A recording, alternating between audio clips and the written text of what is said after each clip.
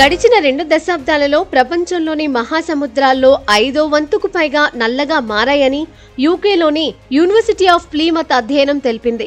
ప్రజలు పీల్చే గాలి, వారు తినే చేపలలో పర్యావరణ మార్పులపై సముద్రపు చీకటి ప్రభావం చూపుతుండొచ్చని పరిశోధకులు అంటున్నారు.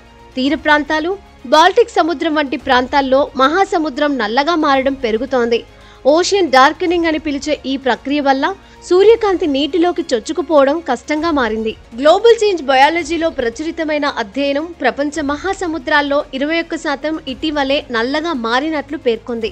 ఆల్గే పెరుగుదలలో హెచ్చుతగ్గులు, సముద్ర ఉపరితల ఉష్ణోగ్రతలలో మార్పులు, సముద్రంలో నౌకలు, తీర ప్రాంతంలోని పరిశ్రమలు, ఆయిల్ రిగ్గుల నుంచి వెలువడే కృత్రిమ కాంతులు మహాసముద్రాలు నల్లగా మారడానికి కారణంగా భావిస్తున్నారు.